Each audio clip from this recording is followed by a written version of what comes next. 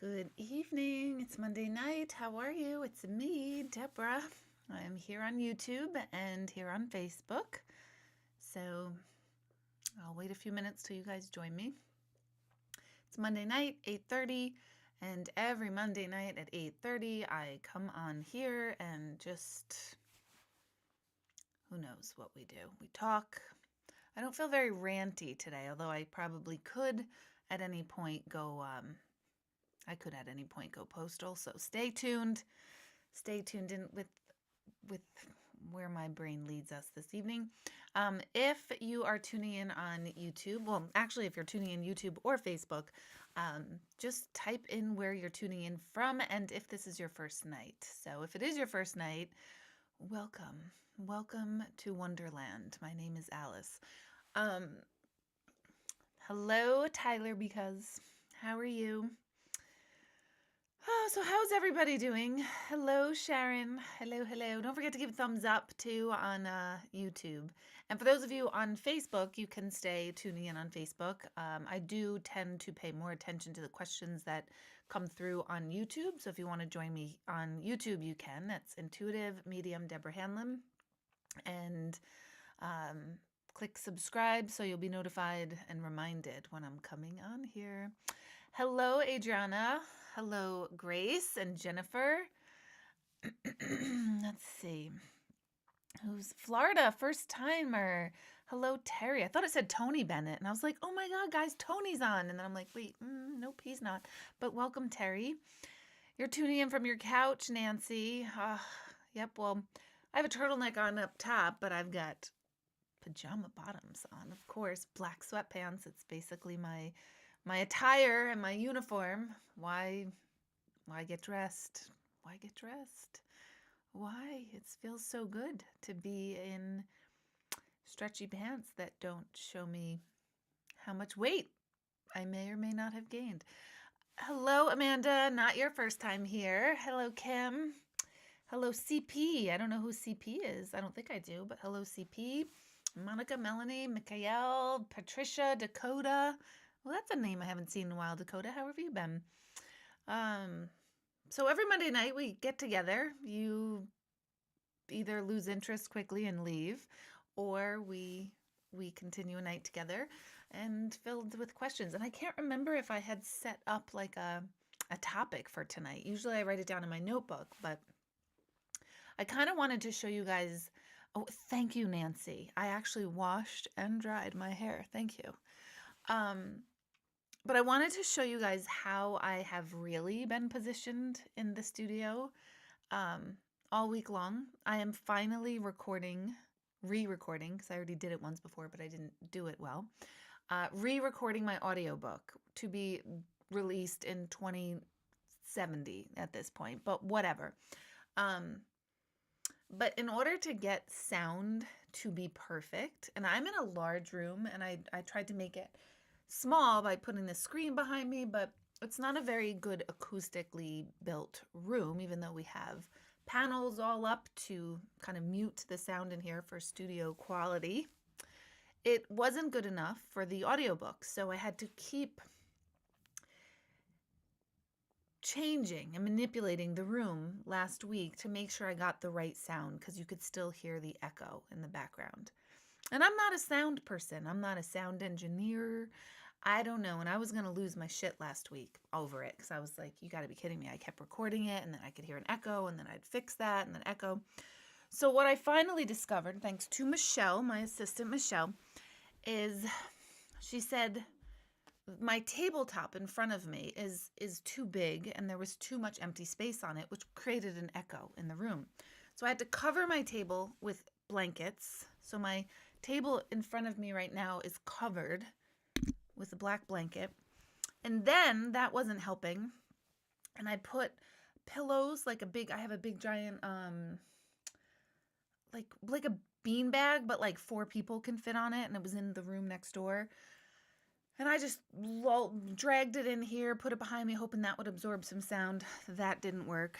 Then I put myself a screen right behind me, and I covered myself in a screen, which I took away for tonight. And I got to set all this back up for tomorrow, but whatever. It's Hollywood. It's showtime. That's what I got to do. So then that screen wasn't providing enough acoustic stuff. So I literally, I'm not kidding you guys, so here's the visual when you get my freaking audiobook. I was literally draped inside a tent, just like this, I shit you not. And this made better acoustics. It made it sound much clearer and crisper. And I got a pop filter in case I pop my peas too much. I got a pop filter because I'm a pop star now. So this is how I spent my week last week in this tent. And I'm writing to Michelle. And I'm like sweating under here. And I'm writing to Michelle and I'm like, I am literally in a tent right now. And Michelle's been in radio for a million years. And Michelle's like, oh, we all live in tents. That's what we do. And I was like, really? Now I know why I did not choose radio, because I'm sweating in a tent. So when I finish the audiobook, I should take a picture of myself in the tent. I tried to, but it wasn't working. So that is the visual that I had to manipulate my room. I have this big room with lights and everything. I had to make it a tent. I should have just gone into my closet. I should have sat in my closet and just talked into my phone. Meanwhile, I got $90,000 worth of equipment. That's an exaggeration. A very big one, by the way. A lot of money in equipment and a pop filter in case I pop my peas. This makes me feel official. Except my OCD is raging high because I can't get the pop filter perfectly over the microphone. It looks it from your view, but it's not. It's slightly off kilter and it's driving me crazy. But I can't fix it, especially when I'm in the tent. I just have to record. So hopefully, eventually, I will have an audiobook.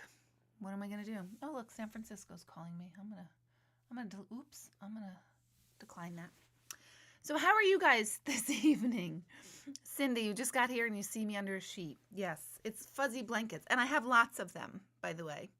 My setup. I'll take a picture. And I have to climb in. I have to like carefully climb and slither in because I have to bring this really close to me. It's really ridiculous. I can't even fit in the seat. But it's great times. It's glamour. I live a glamorous life. And it's showing. So there you go. Don't be jealous. Okay, so let's see. How are you doing? Thanks, Christine. You're loving the book. Thank you. How am I doing through all this? I'm hanging in. I have my moments. How are you guys doing through all of this? All right, I do know a topic I do want to talk about. I started writing about it, so you're probably going to see a blurb, a blog, whatever you want to call it. But stay with me here. I have heard more people in the past 3 to 4 or 5 months in particular talk about how much they hate people anymore and they can't stand people anymore. And that quarantine's great because they can't stand people. And I'm one of them. I'm one of them. I agree. So how many of you, which is a terrible thing, especially I'm in a people person business. I have to be nice, I guess. You guys know me now. No, I think I'm nice. I hope I'm nice. I never want to be not nice. I'm not a pushover, but I would like to be nice. But anyway, so how many of you feel like you have had it up to here with people, like people that aren't in your immediate group? And I know like a lot of time with the people in your immediate group doesn't always bode well either. But do you guys find yourself really having like little to no patience with humanity? Because it's a problem.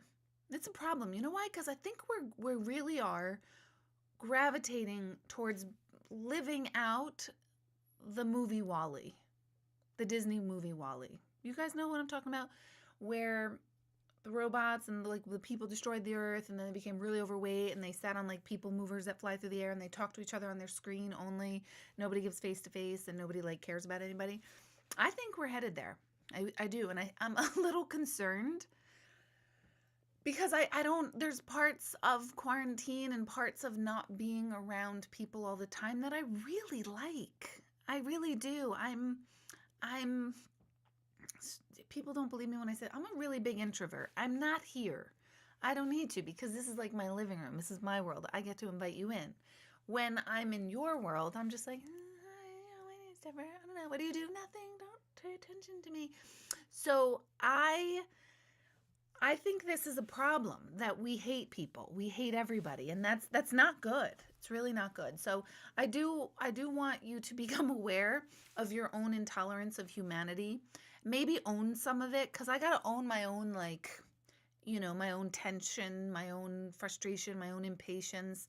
Um it's kind of stressful being out there, and I'm not out there a lot. I go for because I like to be home. I love being home. I love it here. I really love it here. I don't want to ever leave. So I don't. And when I'm out, do you guys find yourself like amazed at what you used to handle in life and what you used to do and what you used to carry, and now like you do one thing and you're just like, whoa, I gotta lay down. I gotta go home. Because to me, like food shopping, which I haven't really done in a while, um, that's it. I do that and I'm like, woo, I can't go anywhere. I've got to put these groceries away, and then I got to rest because my body's a little tight. So I'm worried about that because just a year ago, I didn't sleep. I mean, I was here, there, readings, the center, back home, back to basketball games, picking up this kid, doing homework, coming back, going to a gallery at night, getting on the phone, answering emails. And I'm just like, woo, I need to chill. Do you guys find that? Do you find yourself also needing to like take breaks? I mean, I know it's all about like self-care and taking good care of yourself, but I'm getting like ridiculous. I'm like, come on, Deb. Like I can't, I swing from one extreme to the other. I'm just like, go, go, go. And now I'm like, no, no, no. I'm just going to sit here. I need to regroup. So I find that problematic. I do. I find that problematic. Yeah, I can't stand going and shopping in stores anymore. Yeah, I used to like Home Goods and all those. I don't want to go in. I don't want to look. I don't want to, you know what? The mask, can't breathe. Seeing people with masks is still sad. I feel sad for humanity. It's like we're in some zombie movie. Only there's no zombies. Well, we're all zombies. So, yeah, it's bizarre. Jen said, I snapped at the doctor's office for not allowing me in the appointment with my husband who has TBI for the past 7 years with short-term memory loss. They took him in without me. Lost my shit. Don't care. I get it. And I get it. I get it on both sides too. That's the problem. Like, we get it. But then it's like, why is everything a freaking issue? Why is everything a problem? Why does everything feel difficult? Right? So, I know. It's rough out there, but let's try to be mindful that we're all going through it. And that person who's like losing their crap out in public, let's just be like, I feel you, sister. I got you, brother. Like, I get it, because nobody's okay right now. Nobody's okay. And I feel like I'm okay. That's the other thing. Like, I feel like I'm doing all right considering, and I'm super grateful and super clear on like, okay, Deb, like whatever I complain about, shut up, because I'm good. Everyone in my world is healthy right now, thank goodness, and we're good. But I feel bad for all of us. I feel bad for everyone on the planet. Like, yeah, Joanne is saying the world is a sad place. My anxiety is through the roof. Yes, thank God it's just, really? Thank God this didn't happen 40 years ago when people didn't talk about anxiety and stress, though, because imagine that. Imagine not being able to express it and someone be like, you feel anxious? You ever meet those people? No, I never felt anxious in my life. You're like, really? Because now I'm anxious because of you, or not anxious. So I don't know what to do with you. I don't think you're human if you haven't had anxiety at once in your life. About a good healthy bout of depression, bit of anxiety, little OCD, little ADD. Bring it on. Bring it on. I got it all. So, yeah, it feels extremely exhausting. I have no more patience for stupid things. I know. But then here's the point. Here's where should I say the philosopher in me? Does that make me sound like, I have no patience and tolerance for stupid things. I want to come out sideways like all the time. But I think it's like we are the stupid thing. Like, I get it. No, some things are just really like, what the hell are they thinking? But then I think we're all just so wound up that absolutely everything is bothering us. And I am concerned about when we go back. Well, let me rephrase that. We're not going to go back to life as it was before. And that is really upsetting. I don't think we're losing the masks for a long time. I don't even think with a vaccine this is going to be something that's over anytime quickly. That's my own personal belief. So you can scream and yell at me, but I'm just saying it's my belief. So I think we're in this for a long time. So I think we need to recalculate like how we are doing with one another, but also with some realization that we're all going through some difficult times and that we should collectively realize it's like the globe is grieving our former lives. And that's it's like we're in this global grief. And metaphysical medicine, the lungs are what processes grief. So with COVID being a disease that attacks all sorts of parts of the bodies, but does a number on the lungs, that's not surprising to me. And I think I said that 7-8 months ago. But collectively, it's like we all just lost our old identity. We lost our former way of life. A part of our way of life as we knew it, our safety, our perceived safety, our perceived security, it's all gone. And now we've got to recalibrate. So really that's what's going on in all of us. And we should all be reading the book, The 5 Stages of Grief, so that we can get a sense of like, where are you at in the process? Disbelief. I always forget the order. Disbelief, bargaining, wishing it would go away. So consider our circumstances that. Then there is like just things that just don't make sense. Just things that just don't make sense. You guys know what I'm talking about. Just things. I don't even have an example. Just things that don't make sense. So yeah, other people's emotions. Being an empath is exhausting. Being a human right now is freaking exhausting. I think we're all exhausted. I see the word exhausted like written a million times up here. Let's see. Do you have any sense of whether or not this vaccine is the answer? Will there be long-term problems as a result? Hard to say. I personally, and this is my personal opinion, this is not an intuitive opinion. So everyone's like, fuck it. If it's a personal opinion, we don't want it. We just want the intuitive. I got you. I hear you guys, but I'm giving you my personal. So how's that? My personal opinion is that I'm not crazy about vaccines. I'm not saying they don't work, and I'm not saying they're not needed, because they do and they are. But I'm a little leery of them. I just don't like them based on no facts whatsoever. I fortunately have not had anyone in my family harmed by them. I'm just not somebody that's totally sold, and I certainly don't trust the United States FDA to save my life, because I have had an issue. I don't know if you guys remember, but I had a medical device that went haywire in my body and caused major, major havoc on everything, and that was pushed through the FDA. And so I have total mistrust of the FDA saying something is safe for us based on my own experiences. I'm not saying that something is wrong. I'm just saying my own biases. So I don't really like vaccines to begin with, and I certainly don't like one that's getting pushed quickly. I don't think people are purposely trying to harm people with vaccine by any means. I don't think that. I definitely don't think we're all getting like chipped with the government, where people say, it's the government trying to chip us all. And I'm like, the government's already chipped us if you own a cell phone. Everybody, you chipped yourself with a cell phone. So no, I don't believe that a vaccine could chip us. And if it could, they could do it already with the vaccines they have. But anyway,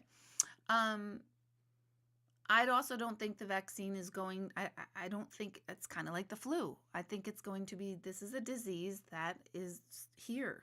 I don't think it's going to be eradicated anytime soon. And that's my opinion. So I know that sounds terrifying and scary. And, I'm supposed to try to help calm anxiety and nerves on nights. And now I'm like, we're all dying and it's Wally and the world is all trash outside. And we're all getting obese and not caring, myself included. But yeah, so that's my answer with the vaccine. And do not read that to mean that Deborah said no one should get the vaccine. Not saying that. Deborah said vaccines aren't good. Not saying that. So don't put words in my mouth. I'm leery. I'm leery of these things, but we'll see. We will see. With the Spanish flu, they were told to just suck it up. I'm done with being home so much. I don't find people hard to tolerate. In fact, I see more people being polite and considerate than ever before. Hello, Donna. You finally found me. That's good. Christina, my lungs felt like they were burning. Negative for Rona. Thought it was my asthma, but maybe it's stress. Absolutely. Hasn't even been tested on animals. It's very quick. Yep. Yeah, so the speed of the vaccine. And again, I'm no scientist. I know nothing about vaccines and diseases. I'm not pretending to know, and I do believe science wants to make most people better. I do. I don't think the FDA does. Definitely not. My own personal opinion. They just care about money. So, I don't like that they mandate the vaccine. And yet I don't know how you get around it. I don't know what the answers are. This is why I am not in politics, and this is why I'm not in the health field, because I don't know what to do.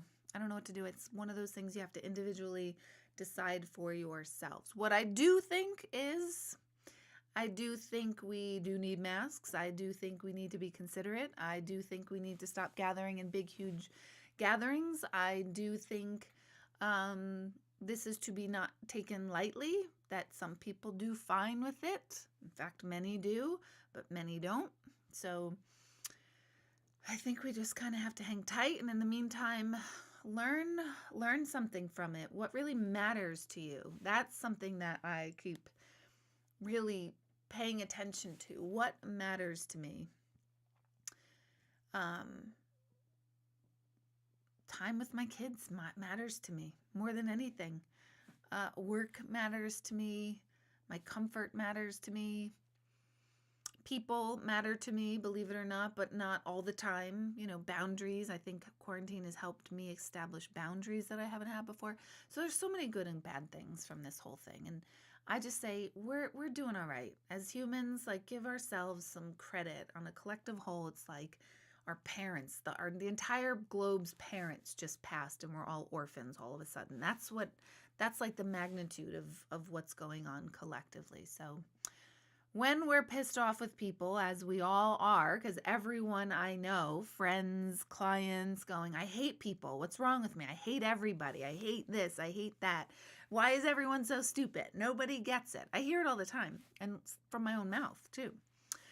So, yeah. You're a nurse? Hold on, let me read this. I can't read the rest of your comment. Oh, Joanne is replying to Kathy's. That's why I can't read the whole comment. Let's see.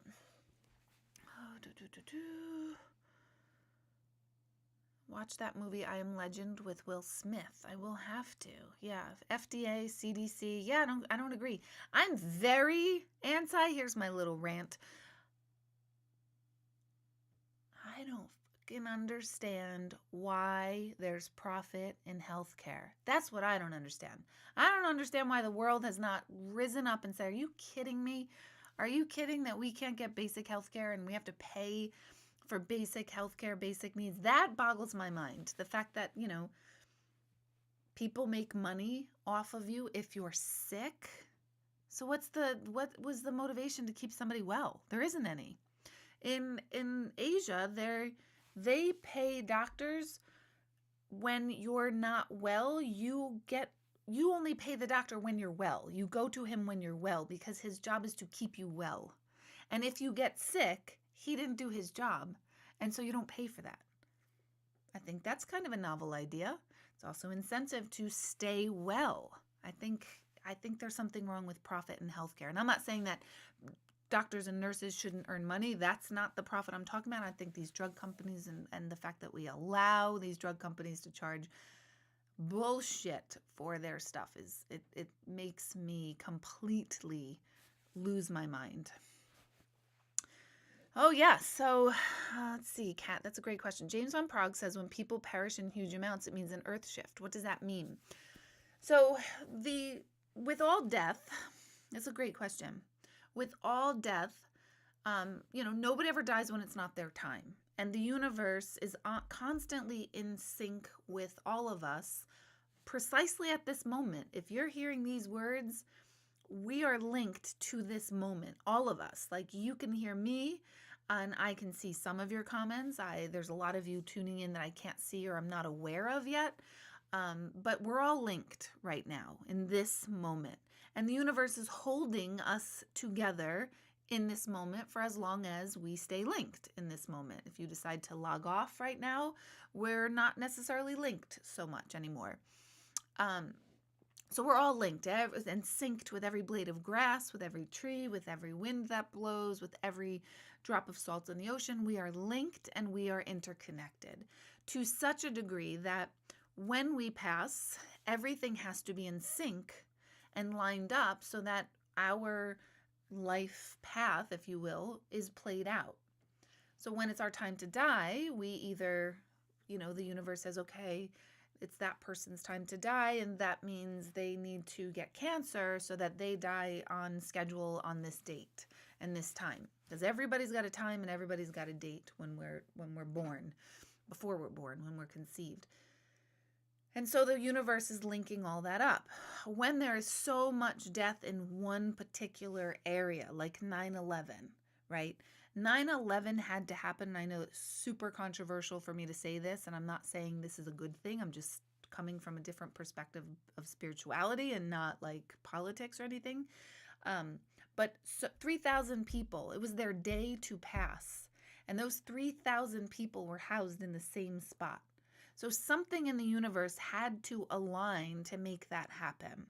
And therefore, that's that event.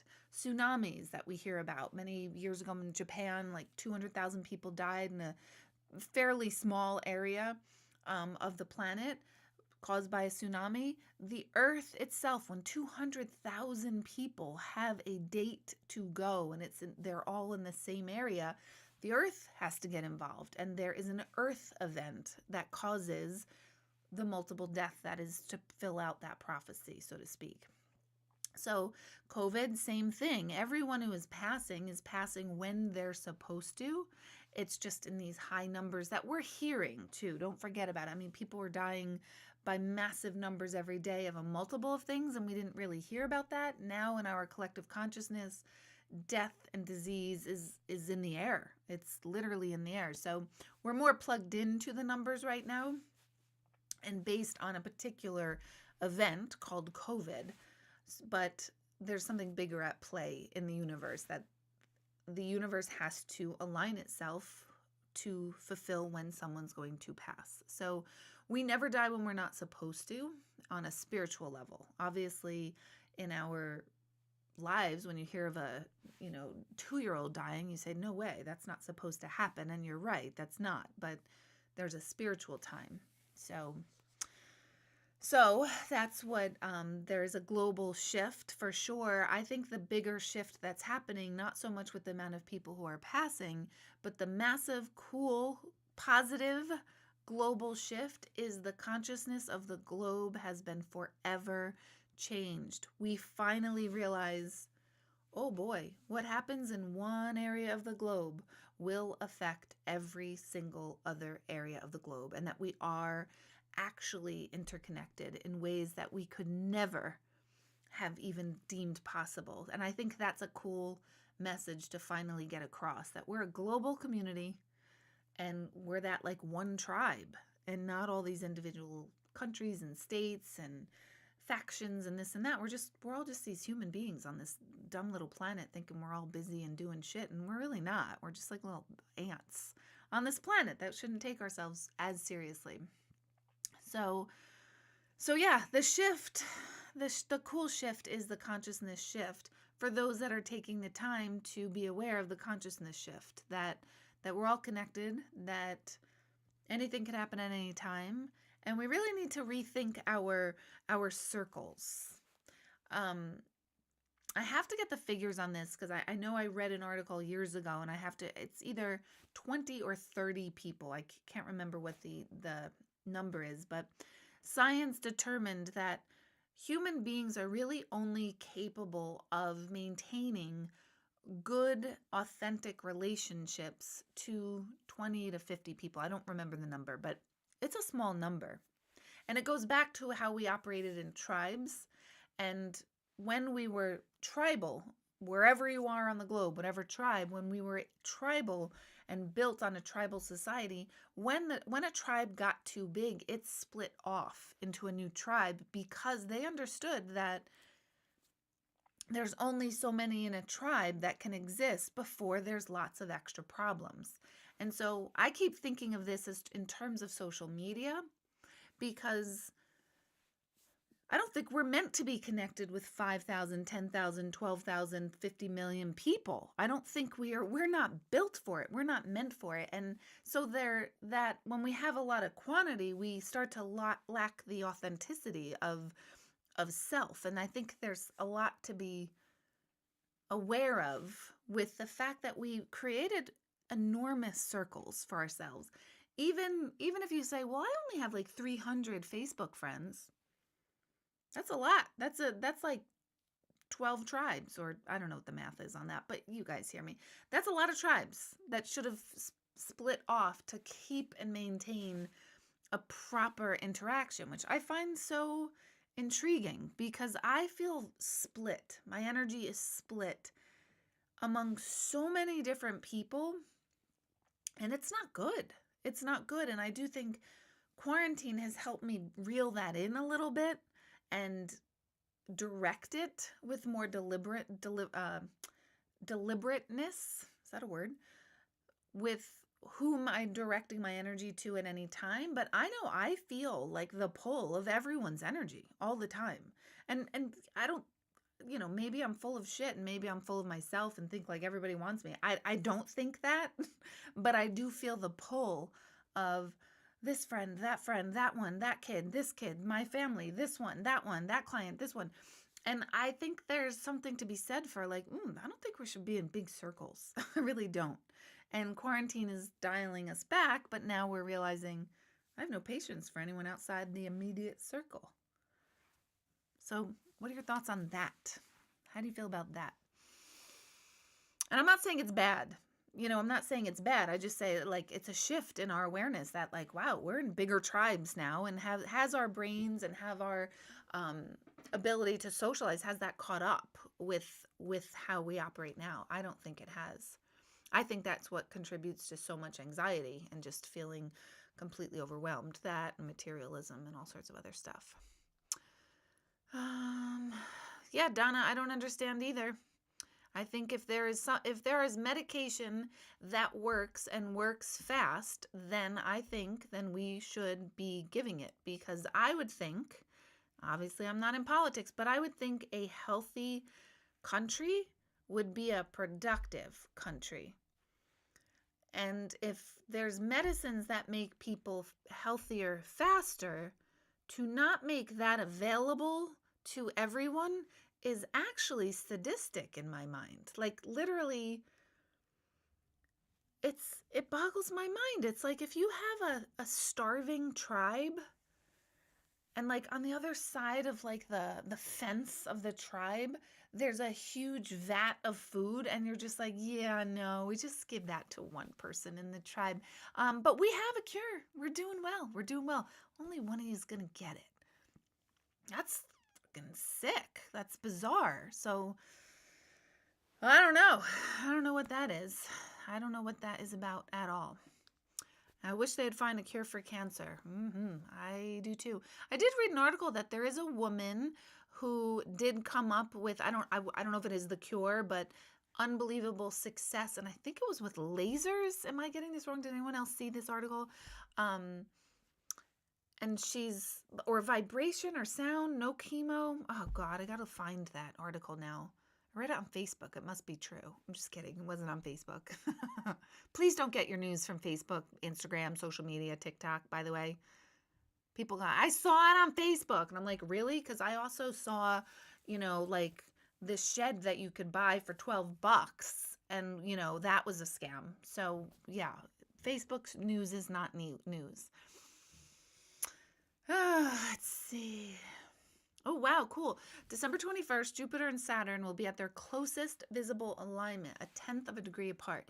This hasn't happened since the Middle Ages in 1226. It's also the winter solstice. So we should all stay in. Just don't go out. Just don't look at the moon. No, I'm just kidding. I'm kidding. It's a shift in awareness, confident, collective consciousness. The FDA are just scientists who work for the government for government salary. There's no big money in it for them. Many of them involved in research to develop cures and vaccines, which the government owns, not them. They're not the bad guys. I know, but there is a movie called The Bleeding Edge. It's a documentary that talks about the FDA and specifically for the device eSure that was implanted in me, and also hundreds of thousands of other women that wound up having serious medical issues because of it. I was a lucky one. I just couldn't walk for a year. And some women lost all their hair. Some women lost all their teeth. Some women had developed incredible, uncurable autoimmune diseases. Some women lost their lives. I had to have a hysterectomy because of it. 50, 60,000 other women also had to have an emergency hysterectomy. So this thing was really, really bad. And there's footage of the scientists making the decision whether they should pass this through. And in the video, it shows, well, by the time we know that it's not good, none of us will be here in this office anyway. Ooh! I don't think that the government should have anything to do with healthcare whatsoever. So, Kim, did we all collectively pick to be here for this experience? Absolutely. We did. Isn't that cool? We're part of, I keep calling us all the lamplighters. We are on the planet during this very significant, difficult time, and are hopefully rising up to make things better. It's going to not feel good in the meantime, but I do believe, and maybe I'm an eternal optimist, which I don't want to ever change. I do believe that this will be for a collective consciousness good, overriding good. So yeah, consider yourselves like, okay, I'm part of the solution. I chose to be here, so let's be part of the energetic solution. Let's see. I said the other day I can't have any more good friends because I don't have time to be able to keep in good touch with the ones I have now. I'm blessed. Yeah, it's true. Christine, you were lucky to get the meds to make you better faster. Yeah, I don't understand why some do and some don't. And I don't understand. If there's a real logical reason, then school me on the real logical reason, and I'm all for it. I just don't understand it. If there's a reason, I'd like to be told what that is. Only the politicians are getting the cure. Just watch. The guy that's in now will be fine very shortly. I'm so angry. 21st is a Monday. Oh! We should do a whole like consciousness shift world, Mars, Saturn lineup, get a hard hat and climb under our covers party, right? We should do that. So thank you for letting me know that. You'll have to remind me that, Jill, that the next Tuesday, next Monday, remind me to prepare something. What could we do? Oh, let's see. Jamie, my grandmother Rose passed yesterday on my birthday. It's been so hard. Is she at peace with her death? Is she okay? So I'm not doing mediumship tonight during this format, but I can unequivocally answer you. Absolutely, she's at peace and she's okay. And I always say they've got the good spot that once we pass, we release ourselves from all the difficulties that are here, all of the, what do you call it? The why can't I think of the word? Constriction. Oh my God, the constriction that we have here by having our soul, our energy housed in our body, we're limited to how far we can expand and go. But once we shed the body and no longer have the body, then our spirit can fly, float, expand anywhere endlessly, and we're literally quite free. So no doubt about it. Now that she's crossed, she's totally free. I'm so sorry that happened at all, let alone on your birthday. That's the other fear, too, of this, Christine, having long-term effects from having COVID. So, if I pick to be here now, I want a refund. Oh my God, it's true. How many of you, let's be honest right now, how many of you had a moment like this afternoon? I had a sneezing attack, right? And when I sneeze like 50 times. And I hate sneezing because I sneeze like 50 times. And I can't stop. And everyone's like, bless you, bless you. And I'm like, it's fine. You don't have to keep saying bless you because you're going to do that 50 times. And then my kids were like, all right, stop sneezing. And I want to blow my head off because I'm like, I know, I can't stop sneezing. But anyway, sneezing and sneezing and sneezing. And then there's that moment. Now I don't sneeze a lot, but the dogs were on the couch. It's got a lot of hair there. I don't know why I was sneezing. But instantly I was like, I hope I don't have COVID. I probably have COVID. You don't have COVID. I think how many of you are like, I feel feverish? I think I definitely have a fever. I got a thermometer. I finally got one of those laser thermometers. And I take it all the time just for fun, where I'm like, I have a fever. I know I'm so hot. I'm burning up. I have COVID. So how many of you do that? And I don't think I'm a hypochondriac, but I'm like, is this the COVID? Do I smell my candles burning? No, I smell it. Okay, good. I'm good. Because I'm a little worried about what is that called? Placebo effect, right? With, say I were to get COVID and I might be somebody who gets mild symptoms, but I'm worried that I'm going to make myself die because I'm going to be like, I'm dying of COVID. I've got it. It's really bad. And it not be that bad. So I'm a little worried about, how am I going to think and behave with COVID if I had COVID? But I don't want to get it. But then there's a part of me that I'm like, can I just get it so I can just be like, I got it. I was good. I'm good. It's all fine. I was a good one. I was a lucky one. So this is a shit show. It's a cluster, because it's terrifying. I just want to know. A friend of ours had it, and I was like, can we just go over her house so we can treat it like the chicken pox and we all get it? And no, I'm not serious. And no, I don't think this is a joke. And for anyone who's going to be like, you're ridiculous, let's be smart, let's take care of each other. But I'm a little bit like, I have COVID. Oh my God. Or I'll be like, oh, or is a stiff neck a sign of COVID? I had a stiff neck all last week. I think I have COVID. And it's like, no, Deb. No, you're 44 and you slept wrong and now you're in traction for 12 days. So let's be mindful of our own inner fear, our own inner fear. Oh, let's see. I'm in for the 21st, a Zoom Planet Shift party. Bring your own wine. I'd love to bring my own wine, but if you didn't hear me last week, I have developed a real fun allergy to red wine, which is the only kind of wine I drink, and it creates massive cysts, pimples, and they all show up on my forehead, and there's one there, and I'm trying to stay away so you can't see it, but I woke up like a unicorn this morning, and I thought, are you freaking kidding me, God? You couldn't give it here? Because you know what? I could put a mask on that. No one's going to see it. Now that I have a mask, only part of my eyes, only part of my face you could see are my eyes and my forehead, and all of them are ending up on my forehead. So I can't have red wine. And I did last week have a glass of red wine because Greg surprised us and wanted to go on a family car ride trip, and he took us to see this light show thing, and he didn't tell us where we were going. And so afterwards we had dinner, and I was like, this was a fun family night. I'm going to have red wine. And now I'm a unicorn again. So I'm pissed off about that. You know what? I know the world's falling apart, but I'm a little annoyed by, like, I actually think it's my Irish ancestors going, this wine thing could probably become a problem for Deborah.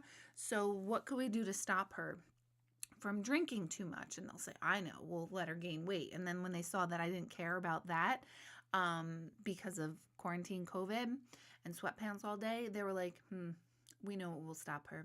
Let's give her unicorn face and she'll slow down. I really believe that. I believe that my alcoholic ancestors are like, we gotta intercept this. We thought the generational curse had been broken, that Deborah did not become an alcoholic, then COVID happened, and I like red wine, but now I can't have it. And I don't like white. It doesn't do the trick for me. I do like Mike's Harders, but there's only so many of those you could drink. They're too sweet. So that's my first world problem. Yeah, now I know you're all staring here. No, and it's not this. That's not it. It's here. It's right there. Hurts. It's terrible. It's terrible. Okay, so when my throat feels sore, I hope it's not COVID. Yep. I hate when I go into the store and then begin to cough when I hadn't coughed for the past 5 days. Oh my God, Donna. I think I was at the dermatologist actually, and I had such a tickle in my throat in the waiting room, and I'm like, no, you serious? I don't have a tickle in my throat ever. And now I got it, and people are pissed. People are like, are you serious? You came in here with COVID? And then I want to be like, I don't have COVID. It's just a tickle. But that's awkward. And then all they see is this and my unicorn face. It's not a good time. It's not good. It's why I stay home. I can't handle it anymore out there. I can't. It's totally true. Okay, for some reason I'm not worried at all. I know it's real, but I'm not worried. Yeah, I don't think I'm worried. I'm worried more for the world. I'm worried more for like the social, emotional fallout, the economic fallout. I do worry about that, but we'll be all right. We'll all get through this. I don't feel that too much, but yes, the thermometer is always a go-to. It's when you sneeze in public, everyone else thinks you have COVID. Right. Go for vodka. I had one bad night with vodka, and you know how that goes. Can't do the vodka thing. I tried tequila.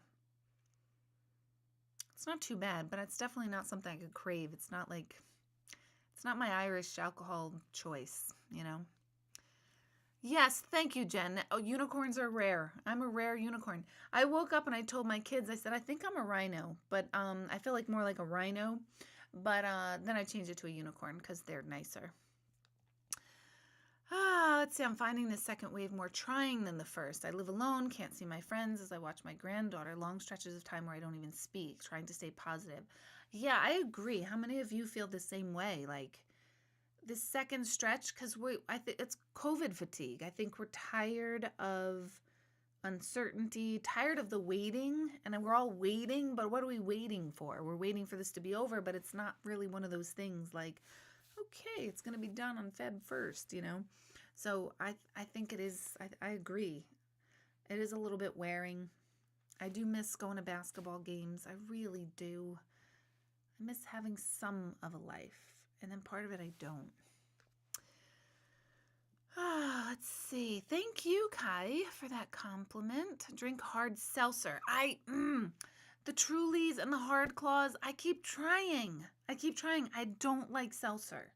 I can't do seltzer. And everyone's like, it doesn't taste like seltzer. In my palate, the fine palate it is that I eat cereal and chocolate all day. It doesn't like seltzer. So I'm still looking. I do like Mike's Harder, but then at a certain point, my teeth are like, I got sugar on my teeth. Your whole chin is in a rash. At least you can hide it, Noreen. Mike's Hard with vodka. See, even the word vodka makes me a little... I can't do it. Tequila is a natural antidepressant. I'm all for holistic medicine. I am. All right. I'm gonna dip my toe into some more tequila, and I'm gonna say, you know what? It's mommy's antidepressant. I'm gonna do that. I don't discount that, Noreen. I believe that it is. My mom is having a hard time. She just wants to be with her family. We're all working and could risk exposing her, and I just want to hug her. Oh my gosh, it's so true. Can't drink vodka, but let's have tequila. See, Greg, we're on the same page. Seagram's wine coolers make me happy, or pink lemonade and Absolute. See, it's not vodka. It's really tough for me. Perfect season for hot toddies, that's true. Bailey's coffee would be nice. I could do that. A dry rosé. See, I used to be the white wine drinker, and then I changed to red, and I don't feel like you can go back. I used to like Riesling a lot. I don't know. First world problems.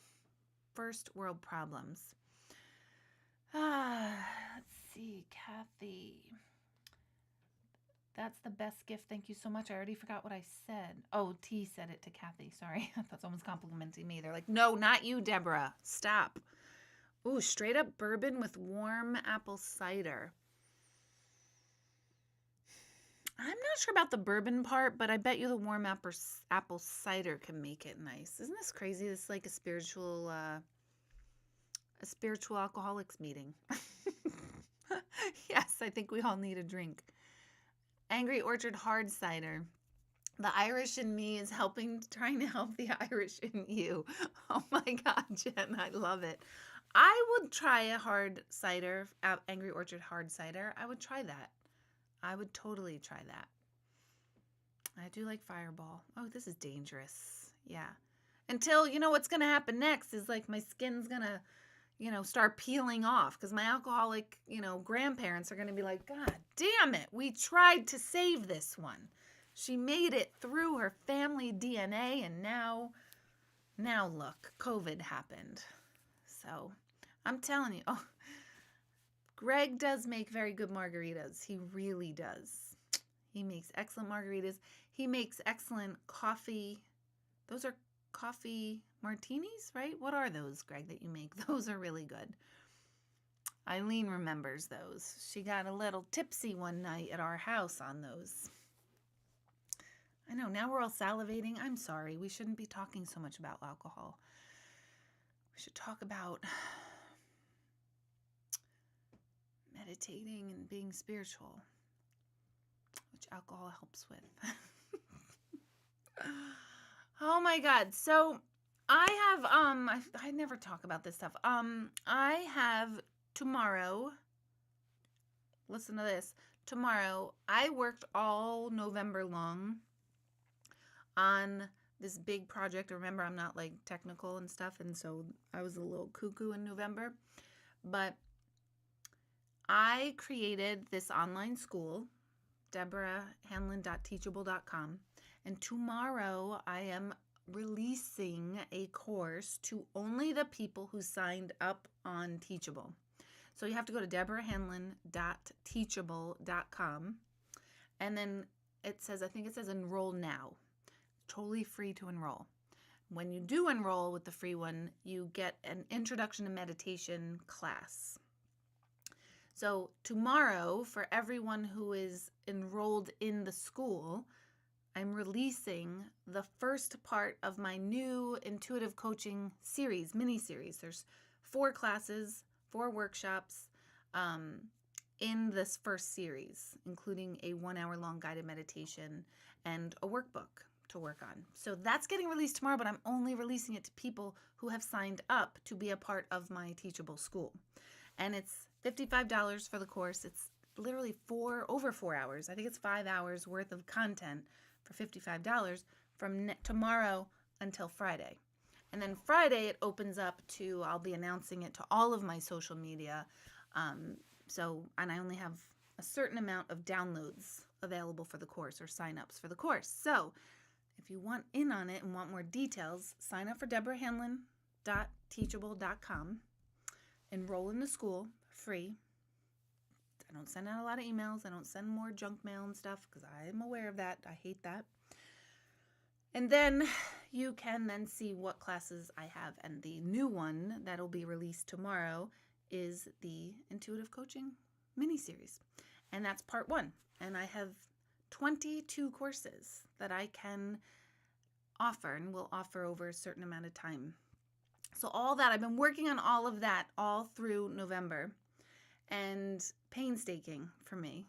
But creating these worksheets, I had help from Michelle, from my friend Laura, from my friend Lauren, made a beautiful, beautiful product workbook that you can print out the sheets and work and follow along with what the course is offering. So that's tomorrow, Deborah, Hanlon.teachable.com. That's the site that you go to sign up for the online school. And like I said, I'm only offering this to people who are signed up. So that's how you get in on that. What else can I tell you?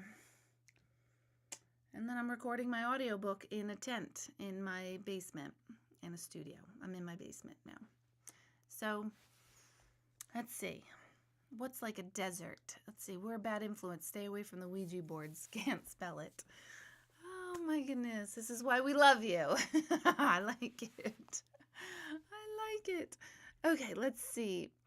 I really want to go, but I don't know if I get the hell out of this house so bad or what. I'm in Florida and the cases are so high. Oof, that is a difficult decision, April. I just feel like erring on the side of caution, and not even just for myself and my family. I keep erring on the side of caution of like, if I have this and I unknowingly pass it, that's where I'm like, oh, I can't stand it. And a lot of kids, I hate to say this, but are running around like teenager kids. And I have teenagers. I get it. I get they want to be out. They want to get out. But they're running around and they really are not abiding by social distancing. And how do you do that? I don't know. It is difficult. My kids do, yes, go to the gym. So, I have to balance that with like their mental health versus not. It's a hard call, but will I have them in groups of all their friends? Absolutely not, because it's just too contagious. So it's a hard call. It really is a hard call. And I don't believe that everybody should be locked down, but I'm amazed at people who do have like, oh, we just had 15 people for the holidays. And I'm like, you did? I'm not brave enough for that. I'm just not. Not right now anyway. All right, let's see. Oh my God, I just made brown sugar cupcakes with bourbon buttercream frosting. What? Just anything with buttercream frosting would be amazing. I like the word buttercream. I like the way it sounds in my pop filter, buttercream. Irish coffee. Everyone's making spiced apple bourbon. Wow. Ooh, Kat is asking, how many lives does a soul have? Unknown. I don't know.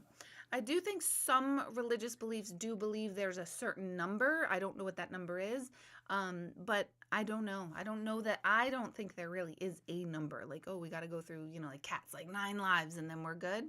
I think we have experiences that we have to go through, and we have to kind of like master our experiences, and we go through the gamut. We are the victim and we become the murderer. We are the defeated and then we become the one who defeats. We're both sides. We become both. So how many times does that take? I don't know. I just hope I'm a quick learner and I just go through it.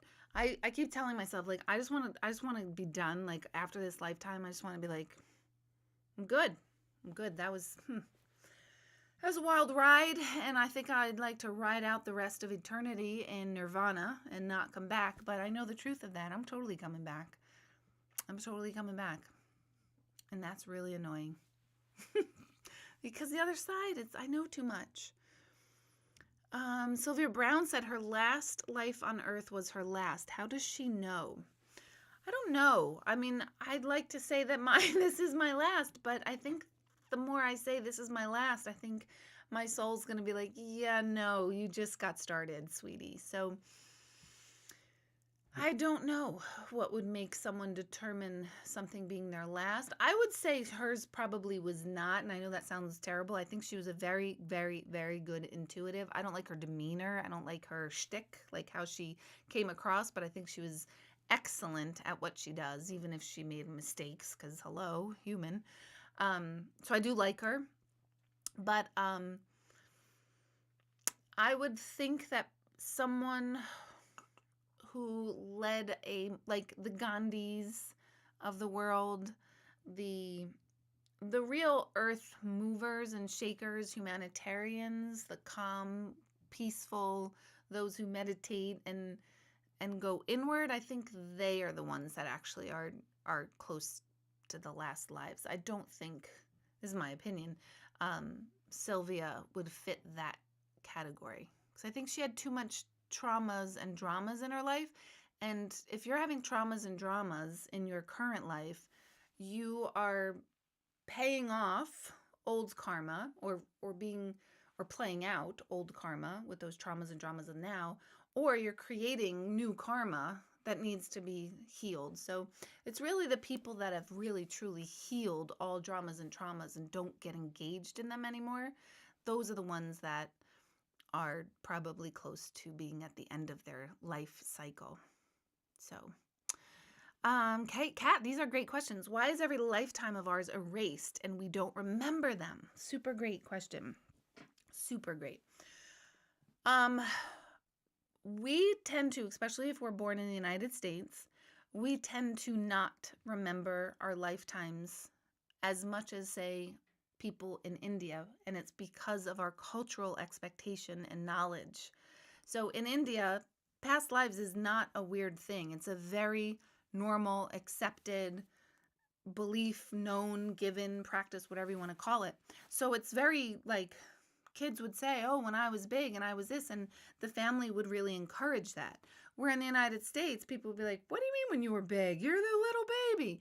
And we totally shoot down those experiences, which then cause us to just bury them and not remember them. So here, we are less likely to remember them than, say, other areas of the world that totally believe in past life regression and know it's a thing and talk about it.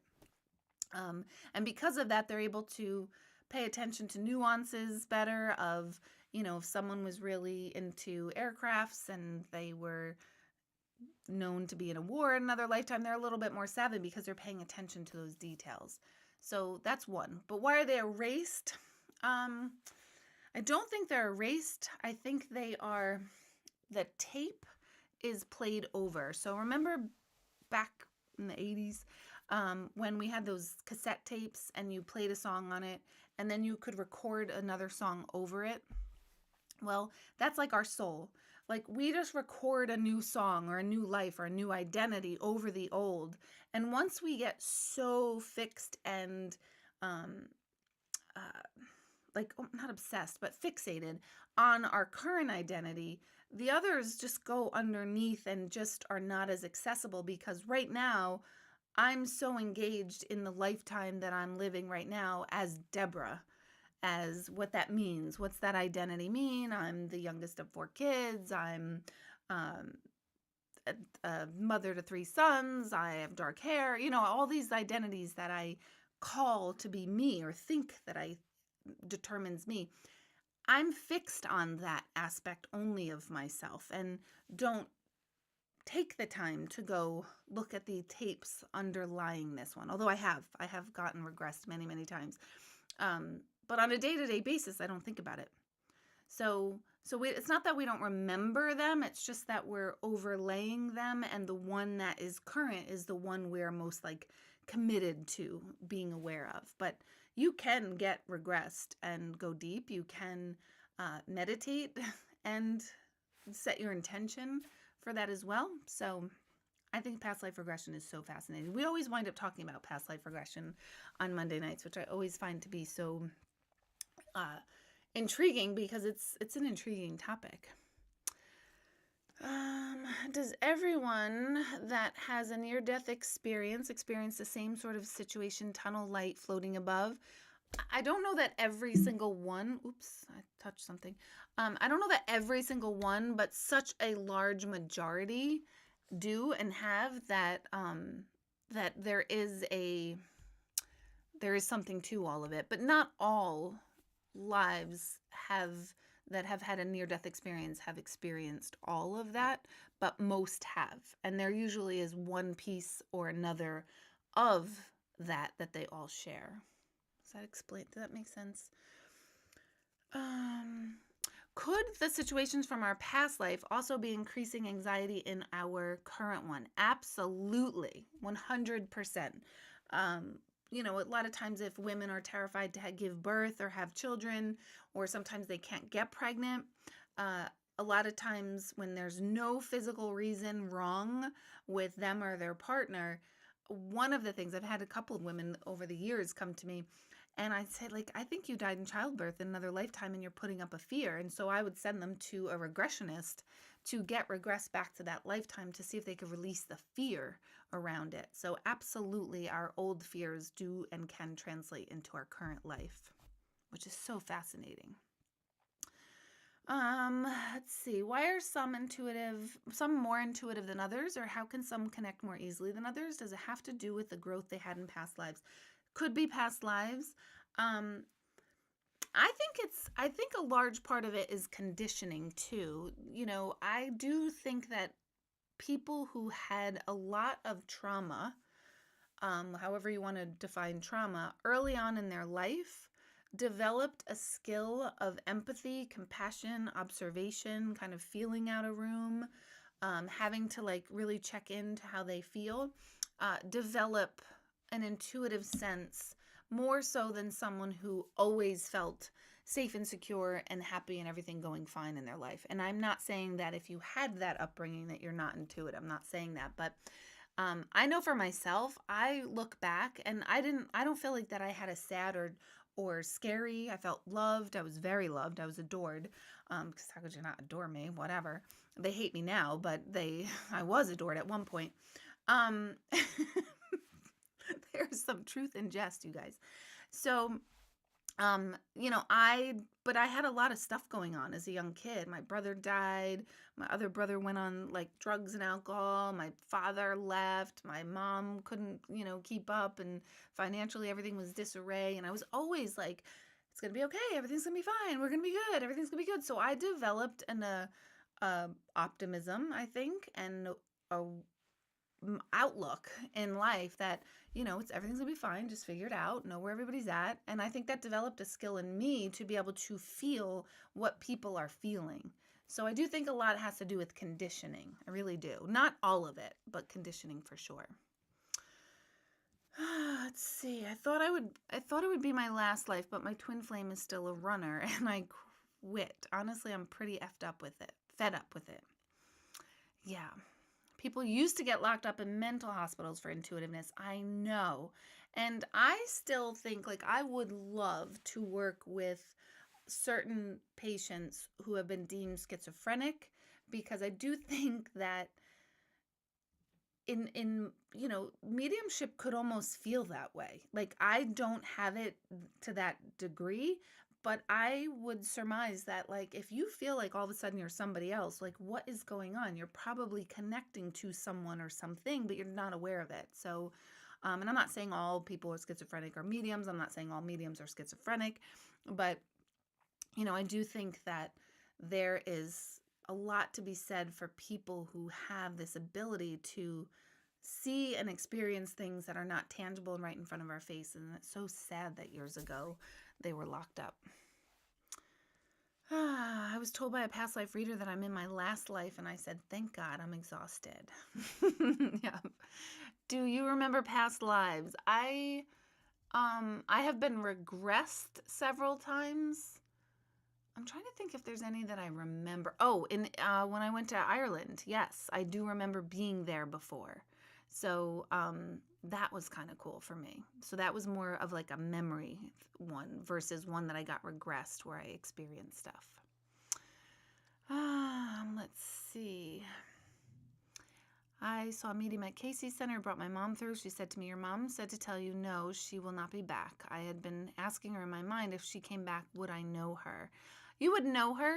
You would know her because you will have many lifetimes together.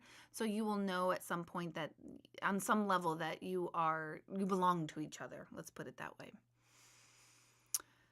How much time does it take a soul to wait before beginning a new life? Does it depend on the soul and what they may need? Yes, it does depend on the soul.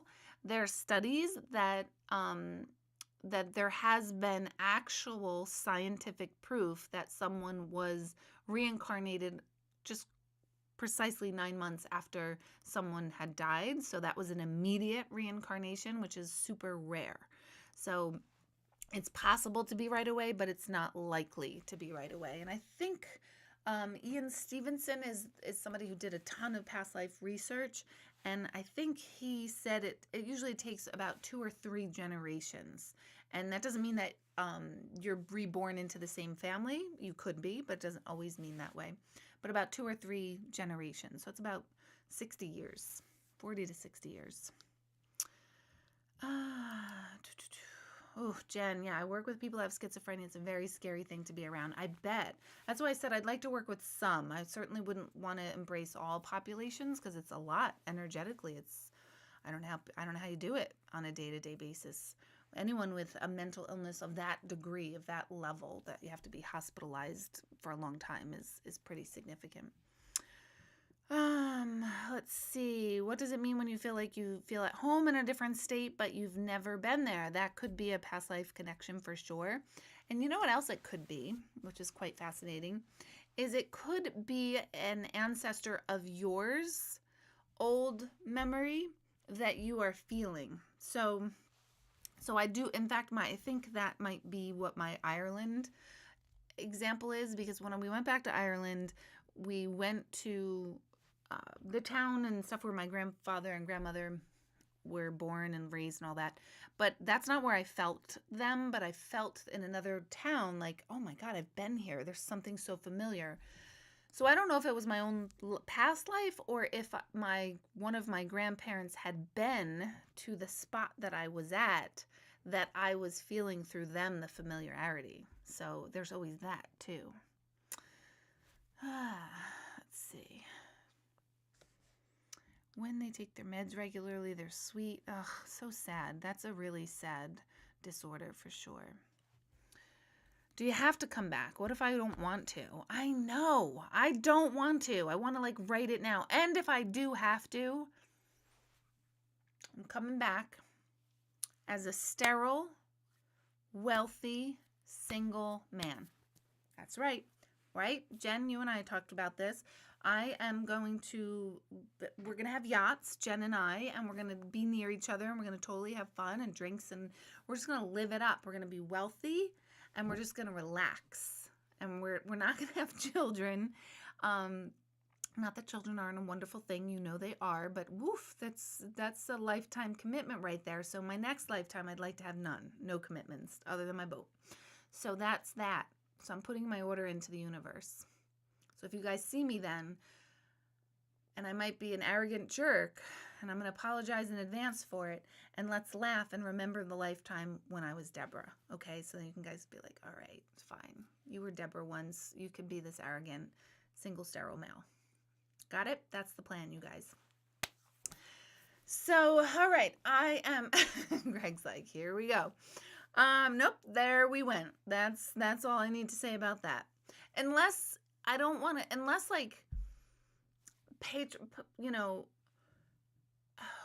what if that was what you were last time? And I don't remember it, Nicole? I'm going to be pissed. Unless though, because, we are turning back to like a female dominant and power energy field. Thank goodness. We used to be, and then we turned into, what's the word? Patriarchy? Is that what I'm saying? Am I saying it incorrectly? But we're moving back to female dominated power. So that's a positive. So if we're female dominated power, then I want to come back as a single, wealthy, sterile female. So it depends on who's in power, man or female. But I'd probably still want to be a male. actually. Yeah, I could go without all the other extras that females get to endure, even though we are pretty cool. Buddhists think it's not like you that comes back. It's a spark-like essence of you. Yes, that is correct. So, because there's no two energies that are this exact same. So, in fact, I've had several times throughout the years, parents, especially with children, babies that have passed, they've come to me.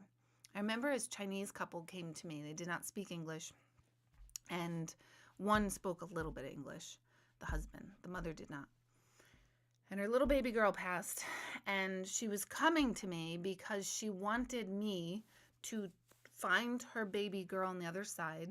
She was 1.5 years when she passed. She wanted me to find her baby girl on the other side and summons her to come back to her mom, who got pregnant. And she was coming to me for the purpose of me. She believed that I could tell that little girl to come back as a girl to her mother. And trying to explain that, no, I can't do that. It doesn't work like that. Was awful. Was awful because she's saying, no, you talk to her now. You have her. And, there were some validations. She's saying, you have her. Bring her here. Bring her back. Tell her we want her back. It was the saddest thing I've ever done, ever. And kind of disturbing because I'm like, I told them it doesn't work like that. It's not going to happen. I can't do that. And they were very, very wealthy and they would have paid anything. And I'm like, but that can't happen. And this new baby that you're going to have is its own person. So, oh my gosh. And I've had 2 couples that have specifically asked me to bring their baby back into their lives. And what upsets me is to think of what jackass medium will actually say to them, sure, I'll tell them to come. That's what bothers me. And I kept telling them, please, if anyone tells you they can do that, they can't. That's God's job. That's the universe's job. Nobody can do that. They were not having it. So they were like, we pay you anything. We'll pay you anything. And I'm like, no, but it's not the point. I can't do that. Terrible, terrible, terrible, terrible. And I get it. I get it as a parent, but I just worry so badly about who did they see? They probably did not stop until somebody agreed to do that for them, which disturbs me. Oh my gosh. All right. I am going to log off here now. I had a nonstop day since 8 a.m. So a fulfilling day, a good day, but a nonstop day. So I will see you all next Monday night. Hopefully, for those of you who have signed up for meditation, I hope to see you. I know I keep talking about it, but please, especially for those of you that have anxiety or don't know what to do with yourselves, please try a meditation with me one night, Sunday nights at 7:30. And then please, before you go on to the next thing for tonight or their bed or whatever you're doing, Deborah, Hanlon.teachable.com. Just sign up for the course, and then tomorrow you'll be able to join the Life Coaching Mini Series Part 1. So it's only going to be offered from tomorrow until Friday. So that's all I've got. Long day. Thank you for sticking with me. Hang in there. We hate people, but we're good. We all, let's send good energy to whomever we can, wherever we can. And I'll see you guys next week. So thank you so much. Good night. Oops.